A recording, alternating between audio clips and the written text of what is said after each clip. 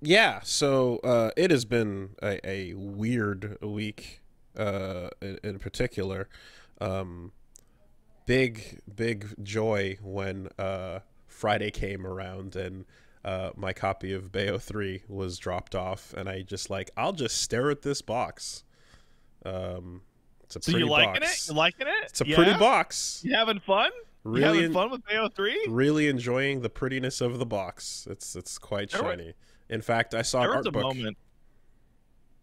I'm not cracking that open. I'm not looking There inside. was a don't do that. No, I Don't. know. I There know. was a moment this weekend where I had emotion where I'm like, fuck, I'm tearing through Bayo 3 pretty fast, but I gotta speed it up because my streams aren't as long as I thought they were gonna be, and then I gotta finish it by Monday so I could talk about Bayo 3 and on Monday, and then I like open up my phone. And then I'm like, oh, what's the notification on my phone? WoolieVersus is streaming Stray, Yeah. and I'm like, mm, I'm okay. I'm in no rush. Mm-hmm. Okay, Mm-hmm. okay. I could do okay. Well. Look. I mean, I'll have the people know this, that it was National Cat Day on Friday. Was it? So it was. Oh, that's great. Yeah. So that had been sitting there anyways. It was just completely apropos of nothing. I kind of was like, that's one of the one-offs, like Neon White, Spark the Electric Jester 2, Stray. These are all one-off things that had been sitting for me, ready to just like, I wanted to check Yeah, them I out at did some Stray point. in 2 streams, but if you really sat down and parked your ass, you could totally do it in one. Mm. And it's the type of thing too as well where I had played a little bit the night before with Punch Bomb. So basically, she got her first negative test as of yesterday. So it's like, okay, she was testing positive up until day like whatever 13 it was or some shit like that. Like, it's crazy. And it was just like, He's the fucking winner. yeah, like that long lasting one. Good times there. So either way, that meant no returning to regular schedule by Friday, which was the hope. So what we do is kind of just like continue to just solo stream, and I grabbed Stray, and decided to pop that in instead, and I would just have to sit there and smolder in Bayo envy, and that's fine. That's fine. Um, Based on the idea though that like we got that negative, probably will be clear and good to go for tomorrow. So I'm assuming we'll be able to finish and 2 and get started on 3, because Jesus fucking Christ. Like what shitty So timing. I'm obviously going to talk about 3, but it's actually fairly easy to talk about 3 without story spoilers, because the story is terrible Mm-hmm. because it's a Bayonetta game. Mm-hmm. Especially since Wooly, you just went through Bayo 1 and you're like most of the way through Bayo 2.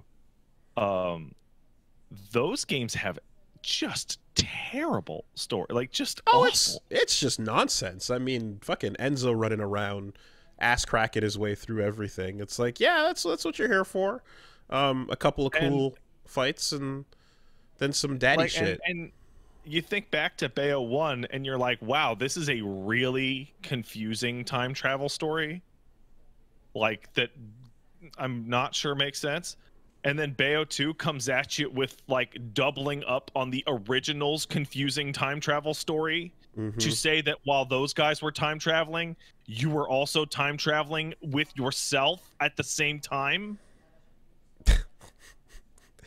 It's like, And yeah, okay, man. So who are the new demons that we're gonna make weapons out of? How cool are those fights? Like, let's just get to right, yeah. like, Do yeah. I, what am I going to, what non-surfboard item am I going to surf on? Mm-hmm. Mm-hmm. And Bayonetta continues that tradition. I don't know if it has time travel in it because I haven't seen any. So, oh, Mm-hmm. but they've replaced that confusion with the confusion of the multiverse. Um, Good. and Good. and just how do I put this? The entire game story seems like a front to have wildly dissonant levels that have nothing to do with one another, and they don't want to explain how you got to them. Sure, okay. So just Like, Doctor Stranging it. Like, yeah, so like, you go know through how a in a portal game you and would have a to gameplay change. you would have to explain how John Halo got to the ice planet. Bayonetta 3 says I walked through a portal and there was the ice planet. Yep. Done. Perfect. Bayonetta 3 continues the excellent tradition of, wow, I'm having a great time, and it's still not the best Bayonetta game. A feeling I said about every Bayonetta game at some point. Huh. All of them are really cool and seriously flawed in other ways. Interesting. Okay, so if it's not Umbran Climax this time. So the big gameplay thing is they've removed like the hands and feet weapon switching, and they've replaced it with controlling your demon. Controlling your demon is a lot more in depth than I was expecting.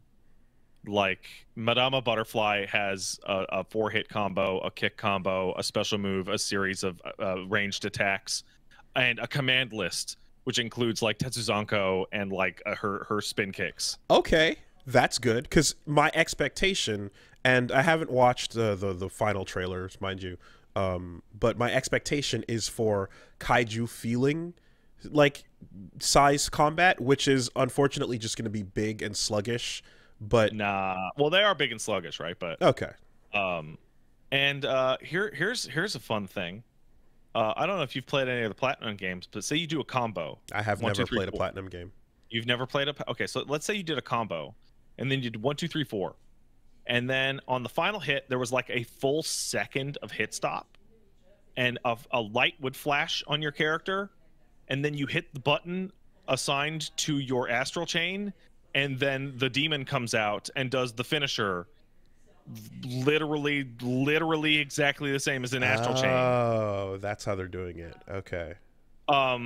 So like, hey, Woolie, did you play Astral Chain? Yeah. You now know with 100% certainty how you control your demon in Bayonetta 3. And do you like hold it to keep it out at that point? Yes. Okay. Huh. And you can use it. You can use the demon button as your parry button if you parry on the enemy flash. And it's literally. So I was sitting there and I was playing it. And I'm like, this, when you're playing the game, not when you're doing the fancy set pieces, but when you're running around and doing like fights, it legitimately feels more of a sequel to Astral Chain than it does to Bayonetta 2. Huh. Like, odd that, I mean, Bayo 2 is still very Bayo 1, but there's, you know, little details that change here and there. What you're describing sounds drastically different. Yeah, and like, here's the puzzle that you solve by bringing your demon out and have the demon go through the room as the puzzle, and it's great. Like, actually fighting dudes in that game is absolutely incredible, and they absolutely have the most of the set pieces they've ever had. Okay. And none of them are afterburner. Okay. None of them are mash the button as hard as you can to play afterburner. Right. They're all like, oh, you're riding down a thing and it's scary. Have a normal fight in a cool location.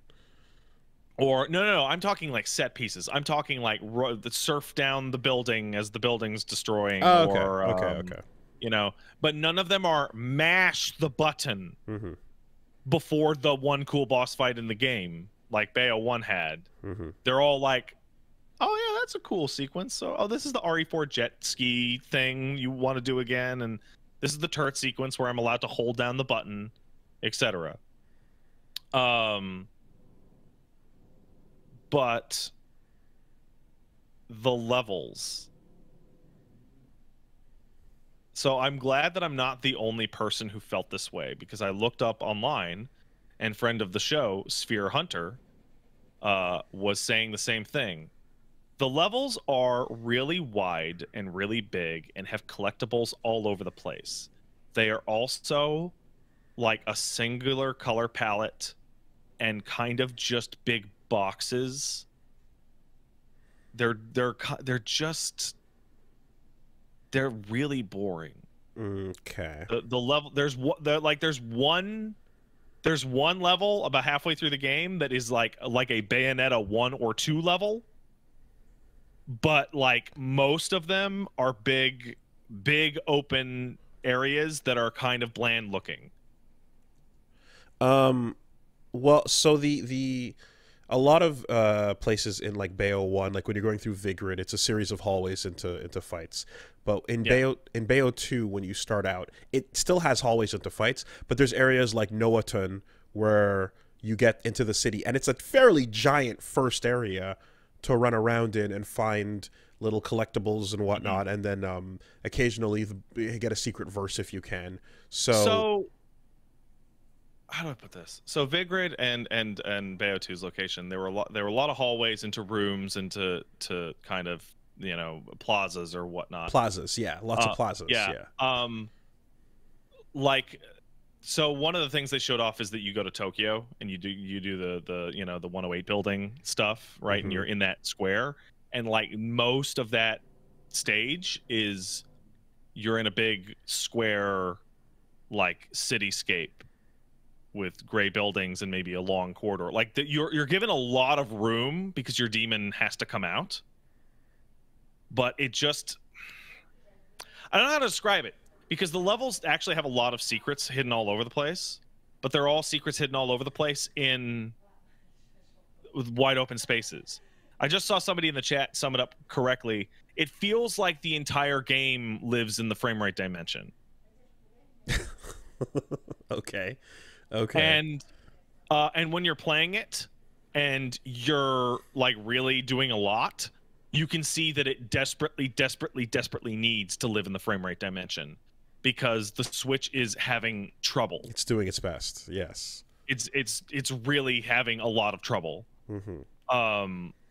So yeah, my only big complaint is the story, as always, and the levels are just, I don't know. There's the hub level looks like Sonic Frontiers. So like it looks like Sonic Adventure. What you're describing with the whole astral chain ification of the combat system makes it sound as if there's a whole lot of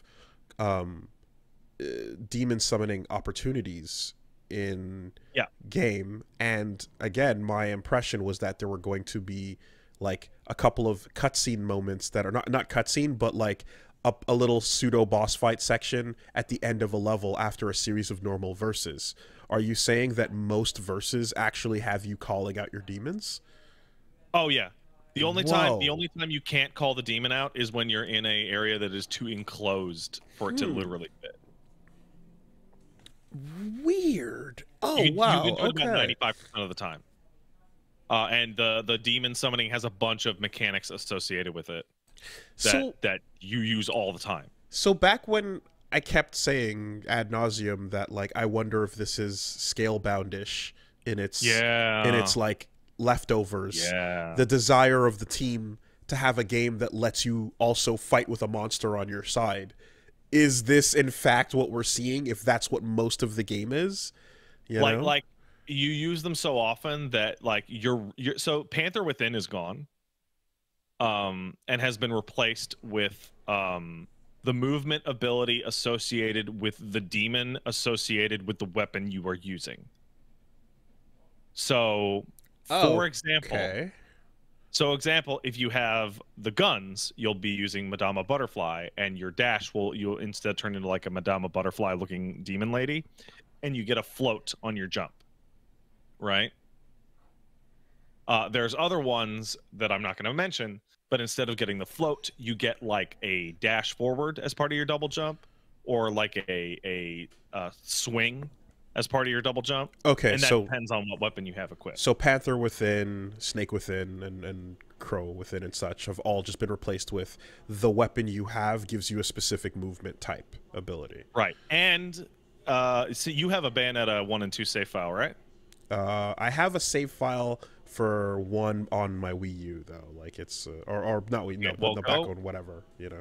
go download Bayonetta 1 in your Switch, open it up, play one level, save, and that will unlock Scarborough Fair and Love is Blue. World Blue, or Love is Blue, as selectable weapons within like the first stage. Wonderful. And when you do that, it gives you the entirety of the Bayo 1 and 2 moveset associated with that. So no feet anymore. So all weapons are both hands and feet together? Yeah. And so I was kind of bummed by that, but it makes sense because the second batch of weapons is the demons. And you can switch the demons with the D-pad. Like you can do a Madama Butterfly combo into like a Gamora combo. Quick switch demons. Okay. Quick styles, demon styles. Okay. Well, can you quick switch weapons still on shoulder? Yeah, but only between two. So between as like usual. guns and like yeah, that's regular. Okay. And the other thing is that so I was kind of bummed out because you know, I never used the hands and feet thing all that much. I usually ended up going like the you know, grace and glory, fists on the arms and feet, and the guns on the arms and feet. But I don't know if the technical reason behind it or the design reason. But as a result of that, they have been able to give you way more weapons overall. I feel like I'm halfway through the game and I have like 10. And I have like 8 demons. I mean, it could just be like making up for the lack of, you know, because when you mix two, you get essentially a not a new move list, but the way that the two things on your hand and feet interact with each other will determine like how your weaves come out at what, you know, which combos you get and such. So it's multiplicative, and if they're going to remove that, I can understand that kind of combination to what weave on what weapon has the demon follow up with what attack. So like, okay, your standard like punch kick punch with the guns and Gamora comes up from like the floor and it's like a headbutt, right? But if you do punch forever and then follow up with Gamora comes behind and does a huge swipe that knocks the enemy back at you. But if you used Madama Butterfly, she would do like a knee drop or like an elbow. So essentially weapons and demons have been decoupled from each other. But the weapon still canonically, lore-wise, is a demon. Yeah. Okay. Yeah. No. All the gameplay stuff is really excellent. The only bummer I have with the levels is like, how do I put this? So like I said, they were wide open and huge and all that, and they have all this hidden stuff. As a result, when you're trying to scrape for stuff, like like a third of the level is actually fighting enemies. Because the first are like far apart. So to be honest, the first two games are also kind of like that though. Are they? Is yeah. It just that I don't remember in your memory, like if you sprint from verse to verse, you can just book it and get nonstop combat. But if you are trying to find all the Alfheims, if you're trying to find all the little secret verses and you're running under the water and doing these little, like, blow up that barrel over there or hit that bench, oh, now there's a verse, it's going to take quite a bit longer to just scrape. So I am mentioning, like, I feel that a lot of levels are a little bland. However, I'm going to roll that back a little bit. As I think about them more, I do like them better overall because what they've done with this is secrets are a lot easier to find. They are a lot easier to find. Thank God. Alfheims and secret missions and whatever the fuck the demon equivalent of an Alfheim is, you just see them. Like you'll come into a map and you'll turn the camera like behind you and you'll be like, well, there's an Alfheim like literally 400 feet away from me. I can see it. I can just walk over to it right now. That's great. That's great because it's downtime, honestly. Like when you get to the Alfheim, it's fun to do the mission, but it ends up like doing it now and looking on it. I'm like, yeah, there's a lot of downtime between verses that I kind of wish wasn't there, you know? So that's tight. That's tighter. That's awesome. And I've ended up doing almost all the Alfheims and demon portals, I guess. Muspelheims or? Sure, fuck it. Yeah. And that's great. Those are a ton of fun. And on top of that, there's 3 hit. You remember the Umbran Tears of Blood and what an absolute nightmare those were? The collectible The story. hidden crows Yeah, all over. the crows and the Yeah, books. so those were now every stage has 3. A bird, a cat, and a frog. Okay. And when you find all 3 in a mission, you unlock the secret mission associated with that chapter. Sick. And it just shows up on the map, and then you just pick it. And on top of that, when you hit start and you see like bird, cat, toad, that's the order they're going to appear in the stage. So if you see one, you know you missed it.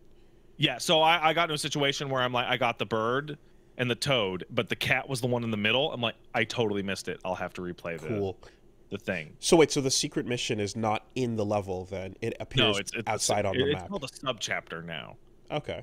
And it's stuff like, get through the mission super fast or do this puzzle thing, or, the typicals. And they reward you with... Actually, no. Sub-chapters and secret missions are different. Secret missions are purple, and they bring you to a frame rate secret mission dimension where you're doing stuff like the enemy step challenge and stuff like that. Mm-hmm. And then the sub-chapter is a completely separate mini-level that has a challenge associated with it. Okay. Yeah, no, making that shit easier to find sounds fantastic. So I'm going to tell you this right now, Wooly. This might drive you crazy because it sucks for recording. They will hide missions. They will hide weapons, demons, and accessories inside subchapters and secret missions. Yeah, the versus, not versus, the LPs, right? Yeah, the LP. I have not found any LPs, but now it's like there was one subchapter that I beat, and it was like, here's a weapon and a demon. I'm like, this was very optional. I did not have to do this. Interesting. Yeah, you know what? Bayo 3 is great. There's only one real giant big complaint so far. I haven't beaten it. Apparently the ending is terrible. Oh yeah. Okay. Everyone I have seen who has beaten the game is like, wow, that is awful. So you see the homunculus, the green Warframe dudes? Yeah, from the first trailer. That is the enemy force. Mm-hmm. Yeah.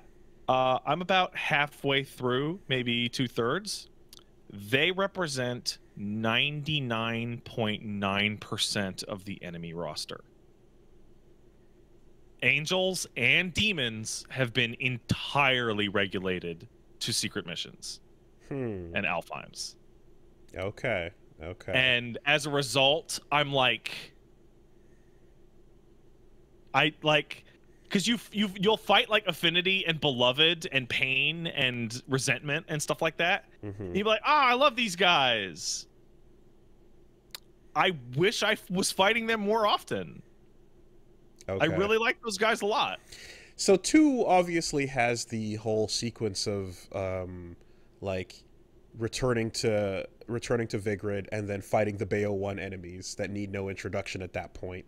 And it's a fun little like, oh shit, hey, it's you guys, right? The return of the cameo from the first game. I mean, in this game, I would expect it, especially since the way the trailer kind of introduced the concept of the new group, I would expect it to be majority new enemies and then a little bit of the all-stars here and there. So I might be pulling this out of my ass, but I have a sneaking suspicion as to why the old cast is used very sparingly. They do a really bad job of dealing with the demon summon. Like, when you go into a secret mission, so most of the secret missions that allow you to fight the old cast don't allow you to summon your demons. They're actually in very enclosed spots. Is it because they're just retroactively not built to handle that mechanic? Well, there are a couple times you can, like you fight a Pain, which is that golem with the saw blades, or you fight Beloveds, and pulling like a demon out, you just fucking ping pong them off the fucking walls. Like it feels like they were not able to be updated to deal with your new arsenal because you just fucking beat the shit out of them. Okay. Are you still picking up terrible lore books throughout the levels? You are picking up. You are picking up terrible, terrible lore books. Okay. You're picking up action figures. You're picking up trading cards. There are. I appreciate putting trading cards and action figures and these types of little look bonus things in the game. I don't appreciate, hey, what's that secret over there? I'm gonna go get. Oh, it's a fucking trading card. Sure. And of course, items are still, you know, being collected and stuff. I don't know how they work. I don't use that shit. Well, so the thing is that like you can, as much as you can ignore all the items as you can in all of these types of games, and I think I've heard that they punish you less, but regardless, whatever. The one though is the one that's like, oh, get more rings, right? Because Yeah. you use the get more rings item, and then you can get more money to buy the cool things you want, so you can get all your moves faster. So Yeah, you're gonna. Okay, so the game has a skill tree now. You don't buy moves. It's a skill tree. What? Okay. So What? here's how it works, right? Here's how it works. Because you're getting like these little green like Magatama looking things off the new guys, right? And you get the gems off the demons, you get halos off the angels, right?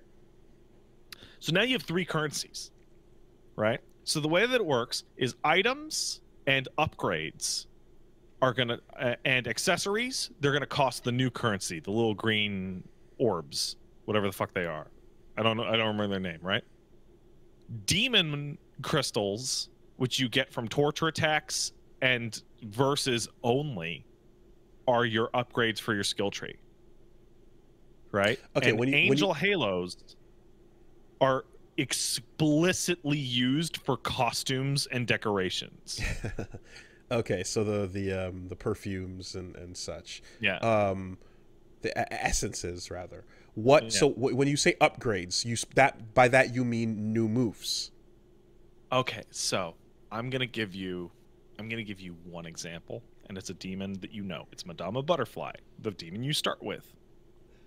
Okay, so you're looking at whatever the fucking purple gun is called. I absolutely can't remember, but the new gun, right? The new default weapon. All right, what do you want to do with it? Do you want the forward back spin attack with the arms? Do you want the forward back kick, which is the dash? Do you want the stinger equivalent? Do you want the high time equivalent? Stuff like that. You would buy those on the left side of the tree, right? On the right side of the tree is you're buying Madama Butterfly's new moves, such as Tetsuzanko or the spin kick, or increasing the length of her charm move on enemies. Okay. And there are there's like 4 or 5 built in on the left for your weapon, and then like 10 to buy, and then there's 2 or 3 built in on the demon, and then like 8 to buy on the demon, and then there is a skill in the middle that can only be achieved once you have met both sides together, which is usually a spin move where the demon comes out. So that's what I was gonna ask. Is like when you're saying you have both sides, like each of those sides then gates another inside layer of Yeah, upgrades? it's usually one big skill in the middle that you need like most of both to do. And it's usually like spin with kick, and it's usually the demon comes out to do your spin move. Okay. There are also things like, do you want to buy the final level of the charm upgrade with Madama Butterfly? Well, charm 10 enemies before you're allowed to purchase it. Okay. Requirements. Yeah. Okay. So so you have skill tree on the left and skill tree on the right. The reason why this matters is because I got a weapon in the 3rd level that I really thought was super cool. The demon associated with is my most hated character action upgrade I have ever encountered. Them's fighting words. Wow. I hate it. Wow. Okay. I hate it. Okay. Okay. But it meant that I can upgrade the weapon separate from the demon associated with it. Right. The problem is that you get so many that I do the thing is like I play with the guns on the primary, and then the new weapon is on the secondary, right? Yeah, I'm gonna be replaying it. The next Bayo stream I'm doing is like Friday. I'm gonna be replaying it a bunch over the week to just upgrade all of those, because boy, there are a lot. So that's pretty much how I do it as well. Like default on layout A, and then B is the new thing to try out. Yeah, so like you unlock like Scarborough Fair, right? Wow, cool. Here's the Bayo 1 moveset. It has its own skill tree. And when you upgrade the skill tree for Scarborough Fair, you have the entire Bayo 1 moveset. Like, not just the default stuff that came with Scarborough Fair. I mean, Afterburner Kick. I mean, that jumping dash. I mean, hold the goddamn... I'd hold the fucking button to spin around and do the goddamn breakdancing gun shooting move. Like, all that shit. But Love is Blue has a different moveset? Yeah, because Bayo 2 had a different moveset. So you have to buy them again. Okay. Yeah. Huh. And then when you switch from weapon A to weapon B, your demon on the D-pad stays the same? Yeah. Okay. So like I was using for my go-to, like I'm dying, I have to solve the problem, is the guns with Gamora. Okay. Right. I don't actually like Madama Butterfly as one of the summonable demons. I don't care for her. I think she I don't think currency-wise, what that ends up sounding like is you have to kind of rebuy the same skills across each weapon. Yeah, kind of like you're gonna have to buy the high time equivalent for each weapon. Yeah. Okay. So I guess beforehand it was just a big list, and you just spend the coins on the list, and then once you get it, you got it. Right now, you got Foot Stinger, and that'll never go away. Now there are so many that like it's actually really, really easy to completely max out a weapon. The problem is that it's not easy to max out that weapon before you get a new weapon. A new one, right? Okay. Because they're actually giving them to you super often. And no proud sold refund system, I assume. No, you don't need it. Yeah, okay.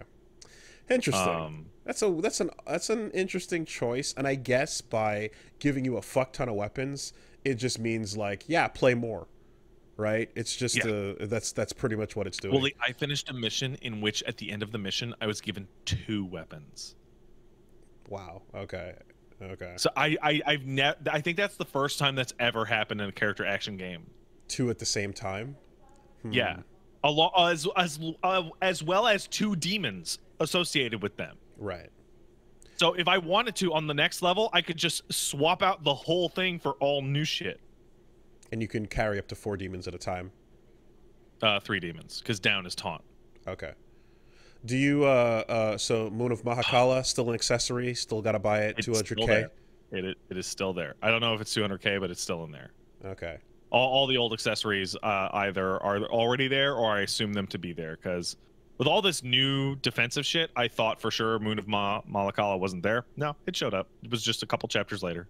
Okay. And Bird Trick as well, where you... Bird Trick? You teleport... You trick teleport?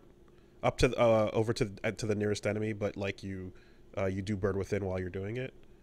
You don't have Bird Within anymore, right? So I'm like, is there an equivalent? Basically, you just LL. It's LL on. You would double tap on the fucking R button, and you would do a dash right over. Yeah. Okay. So that's all Bayonetta. And then there's Viola. Right. Right. Who gets about 1 mission for every 4 of Bayo's missions. What? Yeah, it goes Bayo, Bayo, Bayo, Viola, Jeanne, Bayo, Bayo, Bayo, Viola, Jeanne. Not DMC5 then. No. However, when you go to the subchapters, you can pick whichever one you want. On replay of normal chapters, can you pick? No. Maybe on New Game Plus. No way. It's very impossible. Okay. It's very impossible. What is that reminding me of? What am I thinking of? Am I thinking of Mega Man X3, where you get to use Zero once, and then when he dies, he's gone from the game forever? No. But I obviously don't like when you don't get, a decent amount of time on a character. I like. So here's the thing, right? Here's the thing. So, Viola is really cool and has a ton of cool stuff. Bayo has like, I'm looking at the screen. I'm gonna guess like 15 weapons just by the end of the game before you even do the unlockable shit, as well as probably like 15 demons associated with it, and all the moves therein. Viola has a samurai sword and Cheshire. Okay. And that's it. And she Okay. has a move set that is very in depth for that, but that's all she gets. She is Nero without Exceed. She has okay. She hasn't been given the equivalent build up that Dante gets, so that you can build them both. And Jean. Jean is a side-scrolling minigame that is terrible.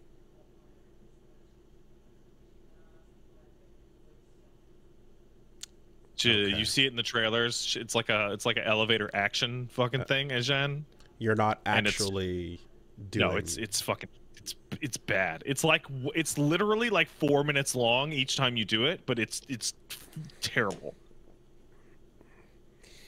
Man, okay. Well, shit. I was all right. I was pretty excited for Viola to be a fully fleshed out character that you could do a sequence of levels with, a la Nero. And no, you get Viola levels as a treat.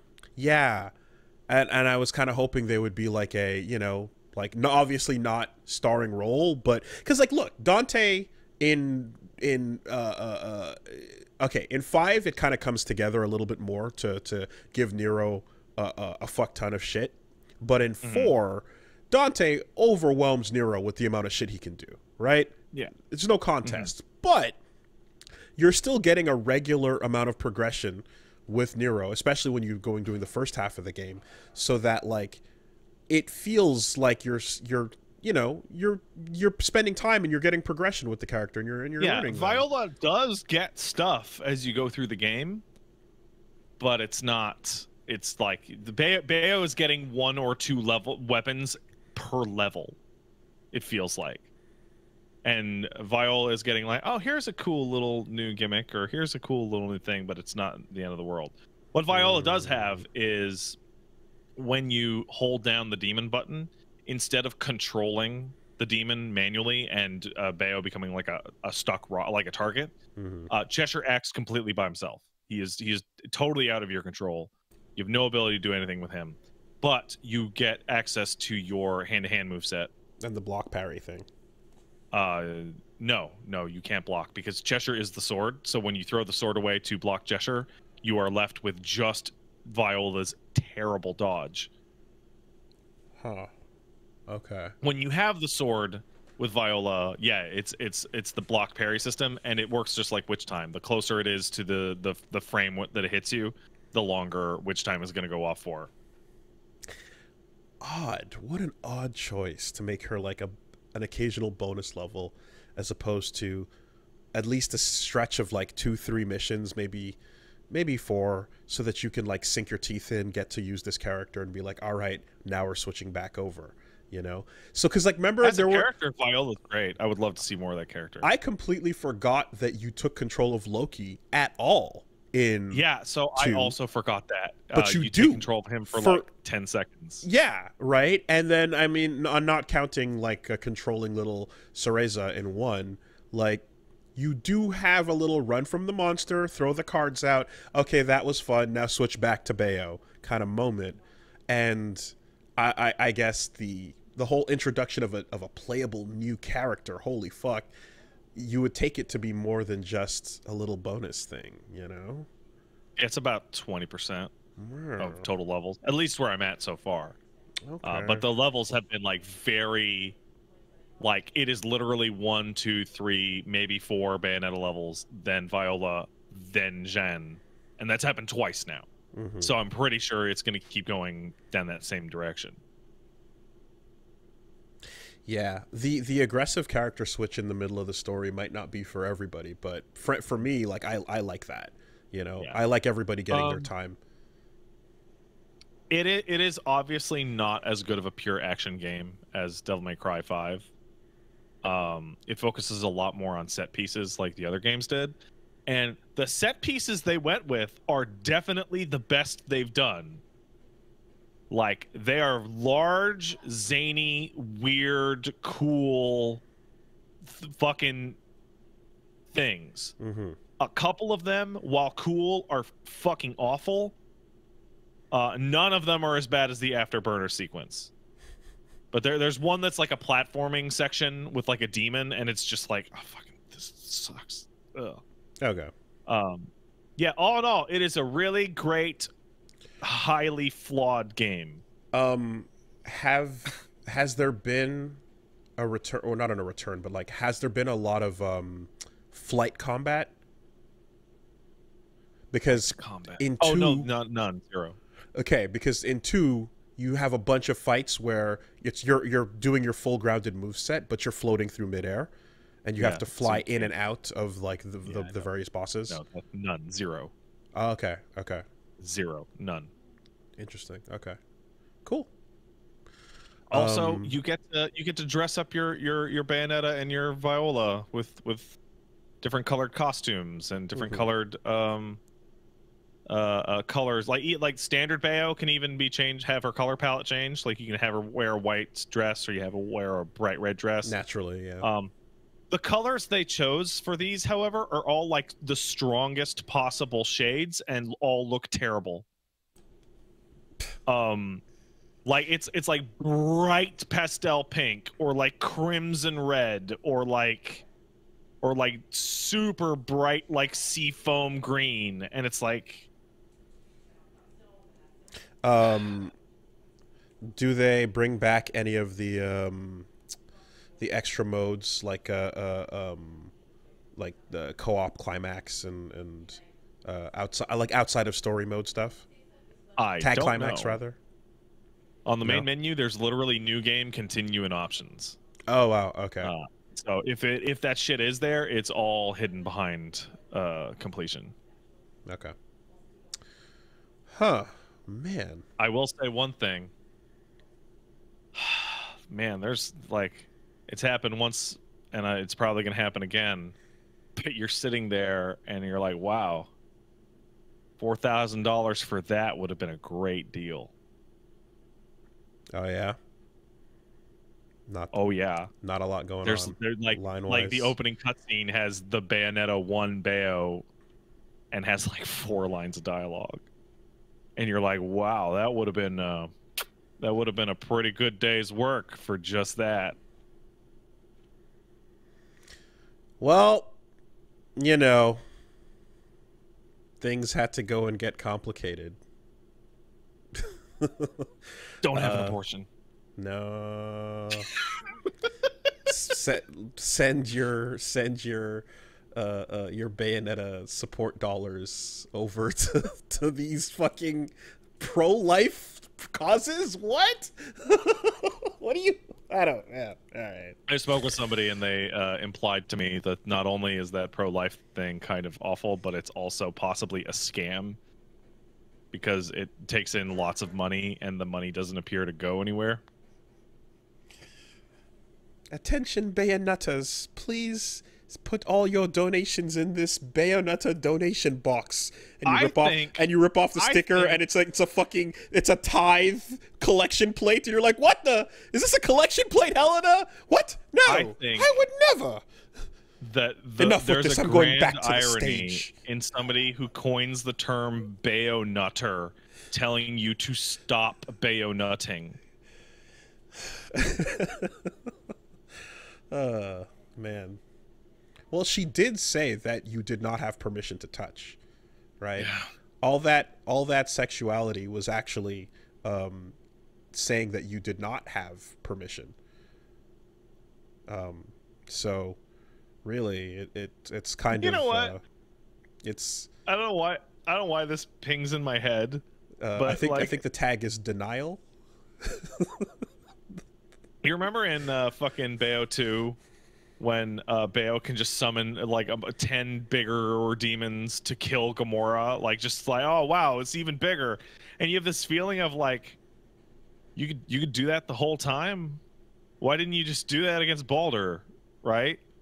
Bayo 3 has that times like 100, where it's like, wow, an even bigger threat. Why don't I just pull this thing out of my ass? Okay, To make the biggest thing ever. My interpretation is that because you have to sell your soul to a demon and then it collects that soul upon your death, is that the more you use them, the more time on the clock you're losing or something like that. You know? So yeah, sure, except no, because the witches live forever until they're killed. Like that was something put in Bayo 1. But like Rodin in like the first scene in the game will literally look at the camera and go, "Wow, I didn't know she could also do that." And I'm just like, "What? Why didn't you do that before? You could have done this gigantic fucking 1,000-foot tall monster shit at any time in the prior game. Why didn't you just do it? You should have just done it." Why is young Dante so much more powerful than DMC1 Dante? why is Devil May Cry 3 Dante running laps around him in the first game when he's an adult and he should be stronger? He forgot everything. It's just silly. Yeah. It's just silly. Yeah, the game is silly. I can't wait to see the conclusion of this terrible, terrible story. I am like you know what? You know when you feel, you know when you're looking at something and you feel it in your gut and you're like, "Don't do that." Like you can kind of see where you think it's gonna go. Okay. And you're like, fucking don't do that. That would be awful. Aside from all of that, have you had an awesome fight with somebody on foot who is your size and your speed that's keeping up with you? Yes. Fuck yeah. Good. I had one. That's it. And it was even on the right mission number. Excellent. I am hoping to have another one of those in the future. That was like the biggest downside of like Bayo 2, where you got to fight Baldur a couple times, and then the final boss was that gigantic fucking armed piece of shit. Oh, fucking awful. See, Baldur gives you the 2-in-1 though, because you get the like sage form, and then you get the like Baldur form. And like, yeah, the sage was just the hottest fucking goddamn. Yeah, after all time, I'm still like, can I please get Baldur as a playable character? Because you could play as him a little bit in Bayo 2's multiplayer, and that's not enough. Okay, now to be fair, Angelo Credo, rather, right. 1. You get 1. Criminal, the best fucking fight, and you only get it once, dude. I don't know what they were thinking with that. I guess they were just out of time. You know, that is so. For DMC 4, yes, that is the solution. They were out of time. They did not have any time. Yeah, game's way longer than you probably expect. Okay. Like I streamed it 4 days, and I feel like I'm halfway through. Well, the moment I heard that there was a second playable character, I said, "Oh, add some extra missions for her." No, there's just the mission's just really long, and there's tons of it. Okay. And it's fairly easy to unlock the subchapters, and the subchapters are significant in and of themselves. And the Muspelheims and Alfheims and all that are easy to find, so you go and find them and you do them. Also, the third in a big series is like you got to kind of blow out everything and pull out all the stops. You know, a larger than life kind of feeling. I have a tip for you that's actually fairly important. Viola and Bayonetta share health upgrades in that. So hold on, not in the way you think. Not in that when you upgrade Bayo, Viola gets upgraded. I mean, there's a total amount of hearts and moon pearls in the game, and when you get them in Viola's level, you can just go spend them on Bayo if you want. But you have to pick who gets it. Yeah. Oh. Okay. Well, if Viola's gonna get less missions, then that's objectively. I would highly recommend giving them all to Bayo. That's objectively a worse choice. Yeah. And then in my playthrough, I maxed out on Bayo's moon pearls. When you give now I'm just eating. When you give Viola a moon pearl, it's how long Cheshire can stay out. Okay. All right.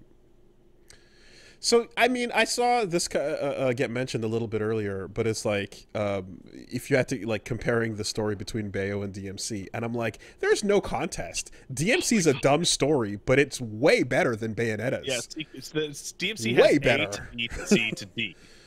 Like, you know, there's a whole lot of nonsense in it, but Things happen. things happen, and stuff is legitimately like, oh, cool, yeah, okay. The sequence of events that occurs is like, I'm down with that. You know, Bayo's always been nonsense story for sure. Oh, it's But yeah, but that's The- you know, that's not why we're showing up. there is like there's like a problem that happens in the story. And the problem is that people don't look behind them. And it happens in every level. Like in every single level. There's a cutscene where I'm like, you should look behind you. And they're like, no, I'm amazing, blah, blah. And something hits them from behind, like literally every single level. And I'm like, this is stupid. And I feel like they made a bunch of characters that are like Superman, and they don't know how to have anything hit them unless they're just literally just cheap shot from the back. Okay. It is always odd to see like Bayonetta being not flawless, because she carries herself so flawlessly as a character. But yeah, so I guess each of these games then coming in with such a massive change to basic combat, like this is going to be an Astral Chain game because it's directed by the guy who made Astral Chain. Yeah, like each game's primary gimmick is different. Wait, hold on. Is that true? One second. He worked... Okay, Yusuke Miyata, director on Bayo 3. No, not Astral Chain's director. My mistake. Hold on. He was crew on it. He was not. The director was Takahisa Taora. Okay. And what else at Platinum? Wonderful 101 crew as well. Yeah. Okay. Oh, this continues the Platinum tradition of picking up a thing and being like, oh, I get to play this game from Platinum while holding this thing. Yeah, okay. There's a wonderful 101 weapon in the game that is just like, now I get to play the worst version of Wonderful 101 you could ever imagine. So it says, so the director of Bayo 3 is so the role he played on Astral Chain, Scalebound, and Wonderful 101 is game designer. So yeah, it does actually add up. You're seeing that flavor applied to Bayo. Huh. Okay. Interesting. I'm curious what we're gonna see of like what was it, Project GG at some point in the future. Because that's also a whole like superhero Ultraman Sentai kind of thing that they're describing.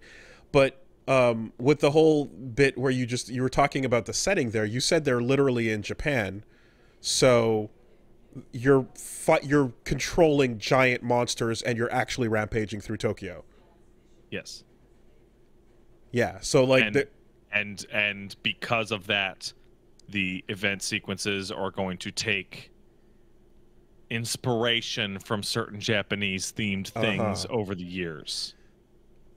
We're just gonna shoehorn it right into the Bayonetta franchise, whether you want it or not. Here we go. Yeah, so when you go through the levels, well, it's cool shit, so fuck yeah. The levels feel very much like a Genesis game.